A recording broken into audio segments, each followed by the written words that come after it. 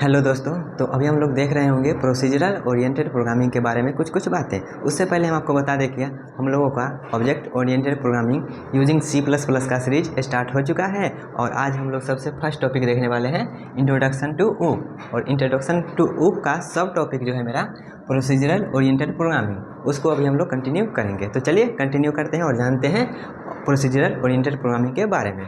तो यहाँ पर जैसा कि लिखा गया है क्या, प्रोसीजरल ओरिएंटेड प्रोग्रामिंग, जिसको हम प्यार से बोलते हैं POP। किसी न किसी को आप प्यार से कुछ ना कुछ बोलते ही होंगे, वैसे ही हम क्या कर रहे हैं, प्रोसीजरल ओरिएंटेड प्रोग्रामिंग को POP बोल रहे हैं। इतना सारा कौन सा लिखेगा प्रोसीजरल ओरिएंटेड प्रोग्रामिंग, इसलिए हम इसका शॉर्ट फॉर्म प्यार से POP में लिखेंगे। ठीक है, जहाँ भी हम POP लिखें आप समझ जाइएगा उसका मतलब प्रोसीजरल ओरिएंटेड प्रोग्रामिंग। ठीक है, जैसे आप ऑब्जेक्ट ओरिएंटेड प्रोग्रामिंग को क्या लिखते होंगे, ऑब्जेक्ट ओरिएंटेड प्रोग्रामिंग। यहाँ पे एस लगाते हैं क्योंकि इसको सिस्टम बोला जाता है, इसका फुल फॉर्म होता है ऑब्जेक्ट ओरिएंटेड प्रोग्रामिंग सिस्टम, इसलिए। ठीक है, तो इस प्रकार से हम क्या कर रहे हैं, प्रोसीजरल ओरिएंटेड प्रोग्रामिंग को बोल रहे हैं प्यार से POP। तो चलिए समझते हैं POP क्या था, ऐसा क्या था डिसएडवांटेज POP में जिसको हमको शिफ्ट करना पड़ा, किसमें, उप मतलब ऑब्जेक्ट ओरिएंटेड प्रोग्रामिंग में शिफ्ट करना पड़ा। तो क्या इसका डिसएडवांटेज था, ये क्या है, उसके बारे में थोड़ा समझते हैं। ओके, तो यहाँ पे जैसा नाम से क्लियर हो रहा है क्या, procedural oriented programming. Procedural oriented programming, procedure मतलब क्या होता है, कोई स्टेप जिसको हम फॉलो करते हैं। ठीक है, ओरिएंटेड मतलब कोई स्ट्रक्चर जैसा कुछ होगा। ठीक है, और प्रोग्रामिंग मतलब कोई भी प्रॉब्लम को हम सॉल्व करेंगे। ठीक है, यूजिंग प्रोग्रामिंग। तो प्रोसीजरल ओरिएंटेड प्रोग्रामिंग नाम से जैसा क्लियर होगा वैसा यहाँ पे लिखा गया है क्या, POP मतलब क्या, प्रोसीजरल ओरिएंटेड प्रोग्रामिंग। अभी तो हमने जस्ट बताया, इसको हम प्यार से बोलेंगे POP। तो POP is a programming paradigm that focus underline करना है, देखिएगा, डैट फोकस ऑन प्रोसीजर्स और फंक्शंस।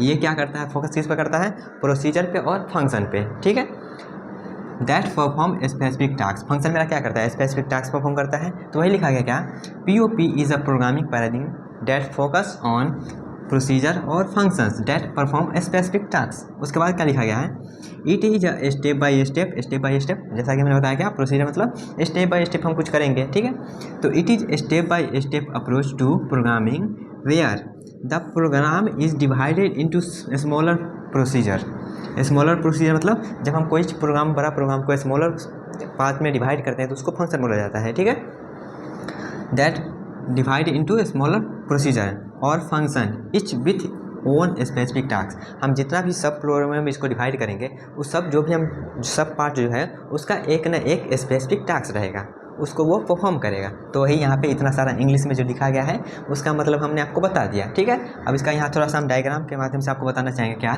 जैसे मान लेते हैं ये मेरा क्या है, कोई प्रोग्राम बनाए हम, या क्या पूरा एक कोई प्रोग्राम बनाया है। ठीक है, ये मेरा पूरा प्रोग्राम है, प्रोग्राम मेरा पूरा ये है। हम इसको क्या करते हैं, स्मॉलर पार्ट में डिवाइड करते हैं। इसको नाम देते हैं F1, F2, F3, F4।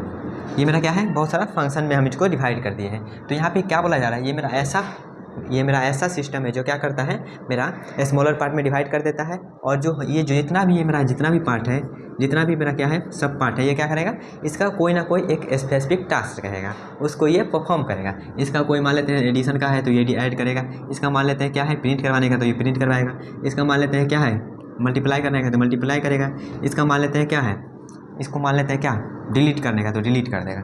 मतलब सबका एक न एक अपना काम रहेगा, उसी पे ये फोकस करेगा। ठीक है, ये तो मेरा हो गया प्रोसीजर ओरिएंटेड प्रोग्रामिंग होता क्या है उसके बारे में जान लिए, मतलब POP मेरा क्या होता है उसके बारे में जान लिए हैं। ठीक है गाइस, तो यहाँ पे आप जैसा कि देख रहा होगा हमने ये जान लिया है POP क्या होता है। अब हम जानेंगे इसमें क्या क्या डिसएडवांटेज है, ताकि हम शिफ्ट कर पाएँ किस पे, उप पे।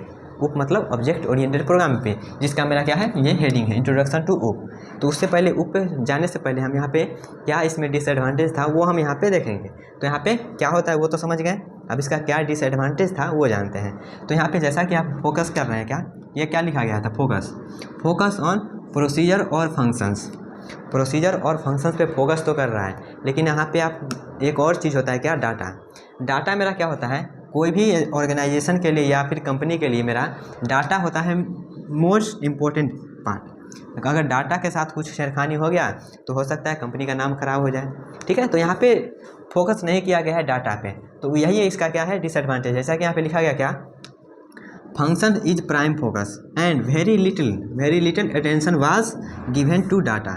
डाटा को क्या करना है, हम यहाँ पे कोई वैल्यू दे ही नहीं रहे हैं, इसका कोई भाव दे ही नहीं रहे हैं, जबकि डाटा क्या है मोस्ट किसी भी पर्सन के लिए या फिर किसी भी चीज़ के लिए डाटा उसका क्या है बहुत इसेंशियल होता है। ठीक है, उसको हम उसके साथ डाटा के साथ कुछ छेड़खानी नहीं कर सकते हैं, डाटा को लीक नहीं कर सकते हैं। अगर लीक करिएगा तो हो सकता है आपको आप पे कार्रवाई किया जा सकता है। तो यहाँ पे क्या कर रहा है, वेरी लिटिल अटेंशन किस पे दे रहा है, डाटा पे। तो ये क्या है, इसका डिसएडवांटेज है, किसका, पीओपी का, प्रोसीजरल ओरिएंटेड प्रोग्रामिंग का। ये हो गया क्या डिसएडवांटेज, क्या डिसएडवांटेज हो गया, हम डाटा को वैल्यू दे ही नहीं रहे हैं, जबकि डाटा क्या होता है मोस्ट इंपॉर्टेंट पार्ट होता है कोई भी चीज़ के लिए।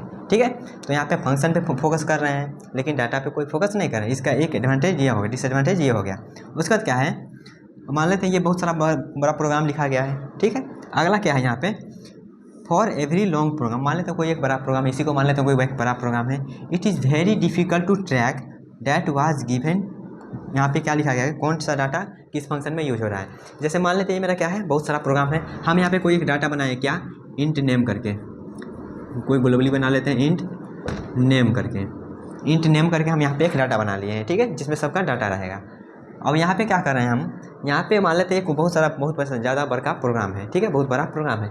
अब यहाँ पे इंट नेम जो हम लिखे हैं, यहाँ पे तो बहुत सारा फंक्शन रहेगा, जैसा कि बताएगा पीओपी क्या है मेरा, बहुत सारा स्मॉलर पार्ट में डिवाइड कर देता है। यहाँ पे बहुत सारा स्मॉलर पार्ट में हम डिवाइड कर दिए हैं। ठीक है, अब यहाँ पे इंट नेम जो हम एक डाटा बनाए हैं, इस डाटा में कौन सा वैल्यू यहाँ पे किस में एक्सेस हो रहा है, ये डाटा जो है नेम, कौन सा फंक्शन एक्सेस कर रहा है, कौन सा यूज़ कर रहा है, ये ट्रैक करना बहुत ही ज़्यादा मुश्किल हो जाता है।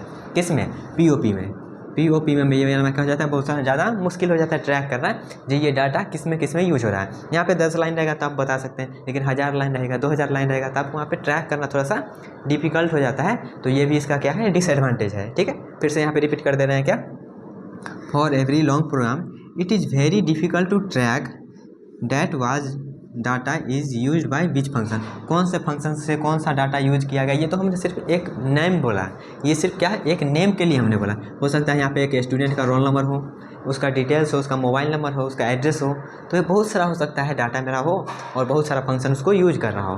तो वहाँ पे जब बड़ा प्रोग्राम रहेगा तो वहाँ पे ये ट्रैक करना मुश्किल हो जाता है कि कौन सा फंक्शन मेरा कौन सा डाटा को यूज़ कर रहा है। ठीक है, तो वहाँ पे ये भी एक इसका डिसएडवांटेज हो गया। अब हम यहाँ पे आप देख रहे हो क्या, डाटा मूवमेंट इज़ ओपन।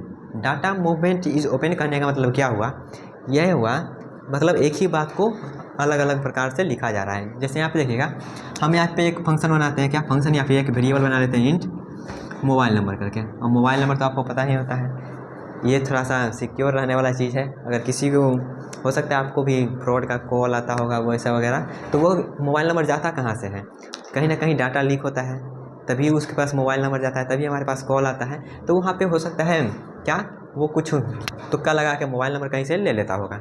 ठीक है, तो मोबाइल नंबर एक भी क्या बोलते हैं, एक प्रकार का मेरा क्या है, सिक्योर रहने वाला चीज़ है। ठीक है, मतलब किसी को ऐसे ही यूं ही नहीं प्रोवाइड कर देंगे मोबाइल नंबर। तो यह मेरा क्या है, कि मोबाइल नंबर है। ठीक है, एक मेरा क्या है कि ये डाटा है मोबाइल नंबर करके। अब यहाँ पे क्या है, कौन सा फंक्शन, ये जो फंक्शन जितना भी मान लेते हैं, अगला फंक्शन हम कोई और बनाते हैं, F5 F6 F7 जितना भी फंक्शन हम बनाएंगे, ये क्या करेगा, ये बाय डिफ़ॉल्ट क्या, इसको कोई यहाँ पे अथी नहीं है, रुकावट नहीं है, जो इस फंक्शन को ये वैल्यू को ये यूज नहीं कर सकता है। कहने का मतलब ये जो मेरा डाटा है, इस डाटा को मेरा कोई भी फंक्शन कभी भी कहीं भी यूज कर सकता है थ्रू आउट द प्रोग्राम। उस पर कोई रिस्ट्रिक्शन नहीं है जी हाँ इस फंक्शन ये इसका यूज नहीं कर सकता है, ये फंक्शन इस मोबाइल नंबर को यूज नहीं कर सकता है। ठीक है, जैसे मान लेते हैं यहाँ पे क्या है, एक मेरा कस्टमर करके है, तो कस्टमर को इस मोबाइल नंबर का क्या ज़रूरी है। ठीक है, जस्ट हम यहाँ पे एग्जांपल ले रहे हैं। ठीक है, तो इसको एग्जांपल यहाँ पे मान लीजिए, ये मेरा क्या है, कोई एक फंक्शन है F5 F8 मान लेते हैं। F8 को मेरा क्या है, इस मोबाइल नंबर का कोई ज़रूरत नहीं, कोई नीड नहीं है। तो क्या करेंगे हम, ऐसा ही इस पीओपी में ऐसा सिस्टम दिया ही नहीं गया है जिससे हम इस फंक्शन ऐसा कुछ कर दे ये फंक्शन इस डाटा को यूज नहीं कर सकता है, ऐसा कोई सिस्टम दिया ही नहीं गया पीओपी में। तो ये भी एक क्या है, इसका डिसएडवांटेज है। जब हम पीओपी यूज़ करके प्रोग्राम बनाएंगे तो ऐसा कोई सिस्टम है ही नहीं जो F8 इसको यूज नहीं कर सकता है। तो यहाँ पे क्या है, ये जो मेरा डाटा है मोबाइल नंबर करके, इसको कोई भी फंक्शन कहीं भी हम जितना भी फंक्शन बनाएंगे वो फंक्शन कहीं से भी यूज़ कर ही लेगा। तो यहाँ पे इसलिए बोला गया क्या, data movement is open. Data यहाँ पे देखिएगा थ्रू आउट कहीं भी मूव हो जा रहा है। ठीक है, विदाउट कोई रिस्ट्रिक्शन। तो ये मेरा क्या होगा, इसका एक और डिसएडवांटेज हो गया, जिससे हम ऊप में शिफ्ट करेंगे। और ऊप में जब शिफ्ट करेंगे तो हम ये देखेंगे हम कोई भी डाटा को कोई भी फंक्शन में जाने से कैसे रोक सकते हैं। ठीक है, तो जब हम आगे पार्ट वाले में देखेंगे तब। अब यहाँ पे अगला पार्ट में क्या है, function modify data from one two another form. तो यहाँ पे कहने का मतलब क्या है, यहाँ पे कहने का मतलब ये है, जैसे मान लेते हैं क्या है, अनदर फॉर्म में कैसे कन्वर्ट करता है। तो यहाँ पे जैसे मान लेते हैं क्या, एक मेरा वेरिएबल है, एक वेरिएबल मान लेते हैं यहाँ पे ए नाम का है, ठीक है, या फिर यहाँ पे मान के चलते हैं क्या, बैंक का कोई मान लेते हैं मेरा क्या है, बैलेंस है, बैलेंस मान लेते हैं मेरा क्या है 1000 है, मान लेते हैं, सपोज करते हैं बैलेंस मेरा क्या है 1000 है। ये कोई क्या है, एक डाटा है, बैलेंस मेरा क्या है डाटा है। जैसे मान लेते हैं इंट बैलेंस करके मेरा क्या है एक डाटा है, ठीक है, एक वेरिएबल है। जब ये वेरिएबल है तो कोई एक फंक्शन होगा, कोई एक फंक्शन होगा, वो फंक्शन क्या करेगा, जैसे मान लेते हैं F10 एक मेरा फंक्शन है, F10 मेरा फंक्शन है, इसमें क्या किए हम, इसमें हम बैलेंस ऐड किए हैं। तो बैलेंस ऐड किए हैं तो ये क्या करेगा, जितना भी हम ऐड करेंगे उतना ऐड कर देगा इसमें, ठीक है, इसमें क्या किया, ऐड कर दिया। अब मान लेते हैं कोई और एक फंक्शन है जिसमें अगर मान लेते हैं हम उसमें से पैसा निकाल रहे हैं, विड्रॉल कर रहे हैं। जब विड्रॉल कर रहे हैं तो वो F11 फंक्शन मान लेते हैं, वो फंक्शन क्या करेगा, इसमें से जितना हम निकालेंगे उसको सब्ट्रैक्ट कर देगा, ठीक है। तो यहाँ पे वही बोला गया क्या, हम डाटा को मॉडिफाई भी कर सकते हैं। अब मान लेते हैं ये दो फंक्शन का हम एग्जाम्पल लिए, अब कोई ऐसा तीसरा फंक्शन है, ऐसा तीसरा फंक्शन है, ऐसा कोई एक तीसरा फंक्शन है जिसको इस बैलेंस से कोई लेना देना है नहीं, लेकिन फिर भी ये क्या कर रहा है, इसमें कोई चेंजिंग परफॉर्म कर रहा है, इसमें कोई भी क्या कर रहा है, ये चेंजिंग परफॉर्म कर रहा है। तो ये तो क्या हो गया, ये तो गलत हो गया, ठीक है। अब जब हम पैसा निकाल रहे हैं तो मेरा क्या है, माइनस होना चाहिए, जब पैसा रख रहे हैं उसमें तो पैसा ऐड होना चाहिए। अब ये तीसरा फंक्शन आके इसमें कुछ और कांड कर रहा है, जब कोई और कांड कर रहा है तो क्या होगा, ये तो मेरा प्रोग्राम को ख़त्म कर दिया, मतलब यहाँ पे मेरा क्या हो गया, डाटा जो मेरा था वो लीक हो गया, लीक हो गया, या फिर बोल सकते हैं मेरा डाटा गड़बड़ हो गया। ये तीसरा फंक्शन आया कोई और इसको गड़बड़ कर दिया, जबकि इस फंक्शन को क्या होना चाहिए, इसका इस बैलेंस का एक्सेस नहीं होना चाहिए, लेकिन फिर भी एक्सेस है, फिर भी एक्सेस है। तो ये अपना क्या किया, उसमें चेंजिंग परफॉर्म कर दिया, करने को तो कुछ भी कर सकता है, तो चेंजिंग परफॉर्म कर दिया। जब चेंजिंग परफॉर्म कर दिया तो क्या हुआ, पूरा गड़बड़ घोटाला हो गया। तो इसी को बोलते हैं मेरा पैसा डूब गया, ठीक है। जस्ट यहाँ पे एक एग्जांपल लेने का कोशिश किए हैं, ओके। तब यहाँ पे देखिएगा, तो अभी हमने ये पूरा पीओपी के बारे में कुछ जाने हैं, इसका क्या है पीओपी, उसका डिसएडवांटेज क्या है। अब हम शिफ्ट करेंगे किस पे, ऊप पे। तो ऊप पे शिफ्ट करने से पहले यहाँ पे जो भी लिखा गया है, अब हम यहाँ पे आप कहिएगा क्या, हम यहाँ पे एक आप सी लैंग्वेज अगर पढ़े होंगे तो वहाँ पे आप जानते हो क्या, एक मेरा कंसेप्ट होता है किसका, स्ट्रक्चर का। एक कंसेप्ट मेरा क्या होता है, स्ट्रक्चर का। तो स्ट्रक्चर में कहिएगा क्या, स्ट्रक्चर में कहिएगा क्या, स्ट्रक्चर मेरा क्या होता है, कोई भी एक स्ट्रक्चर का वेरिएबल बना लेते हैं, स्ट्रक्चर का वेरिएबल बनाते हैं, तो ये स्ट्रक्चर का जो मेंबर रहता है आप कहिएगा वही एक्सेस कर पाता है इसको।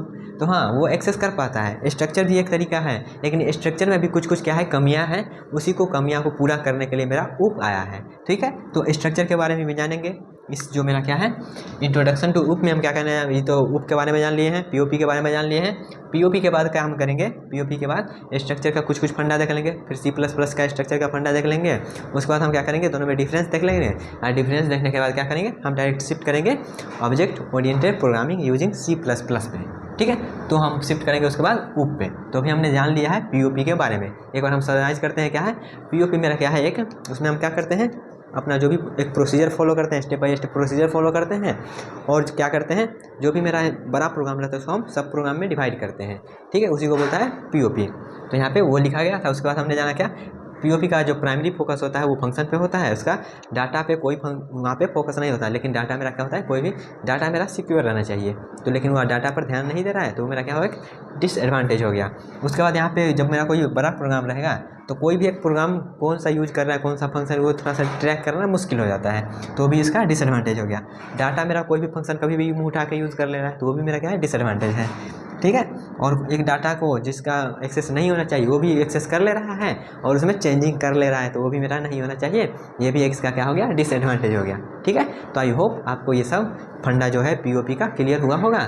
तो गाइज मिलते हैं नेक्स्ट वीडियो में, तब तक के लिए bye bye, tata, take care and all the best guys.